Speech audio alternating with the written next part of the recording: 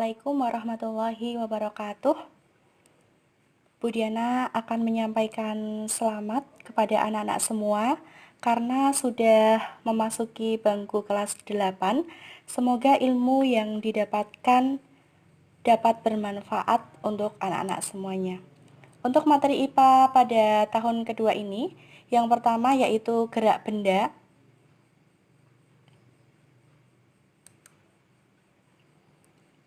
Kita akan belajar mengenai pengertian gerak benda, faktor yang mempengaruhi gerak benda, dan macam-macam gerak benda.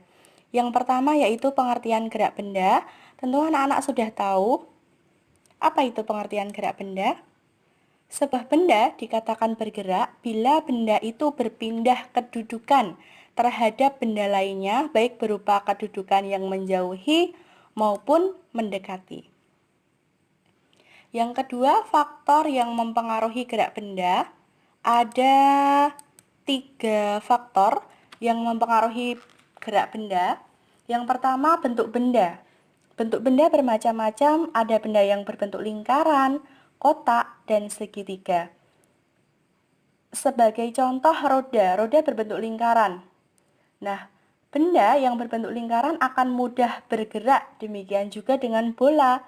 Bola yang berbentuk bulat mudah menggelinding daripada bola yang berbentuk tidak bulat atau permukaannya kasar.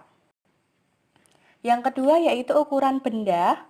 Benda ada yang berukuran besar atau kecil.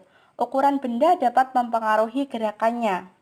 Sebagai contoh, bola sepak berukuran lebih besar daripada bola pingpong. Hal ini mengakibatkan bola pingpong akan lebih mudah menggelinding daripada bola sepak. Yang ketiga yaitu permukaan benda. Permukaan benda ada yang kasar dan ada yang halus. Jenis permukaan suatu benda dapat mempengaruhi gerak benda tersebut. Nah, benda yang permukaannya halus lebih mudah bergerak daripada benda yang permukaannya kasar. Karena apa? Karena benda yang permukaannya kasar, gaya geseknya lebih besar daripada benda yang permukaannya lebih halus.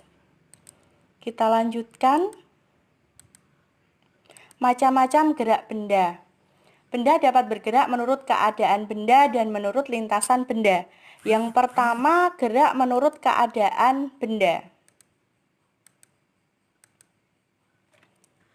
Nah, gerak menurut keadaan benda dibagi menjadi 2, yaitu gerak sebenarnya dan gerak semu.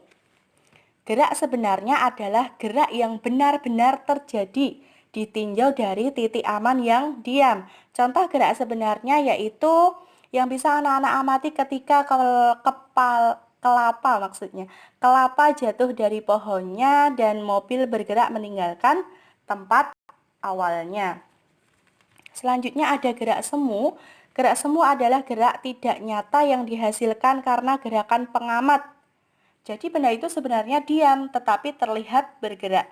Anak-anak bisa mengamati ketika matahari terbit dan terbenam.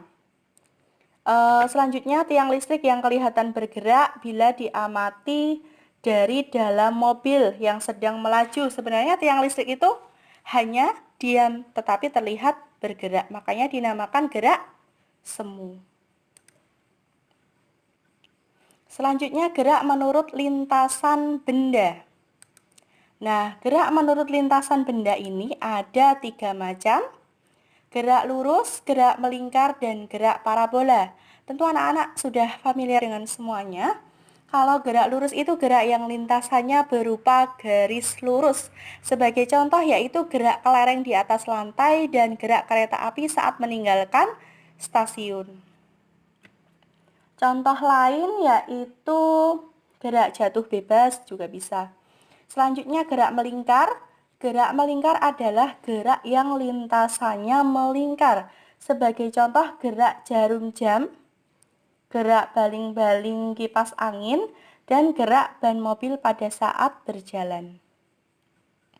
Yang ketiga gerak parabola. Gerak parabola adalah gerak yang lintasannya berbentuk lingkaran tidak penuh. Sebagai contoh gerak batu yang dilempar miring ke atas, gerak bola yang melambung, dan gerak peluru pada tolak peluru.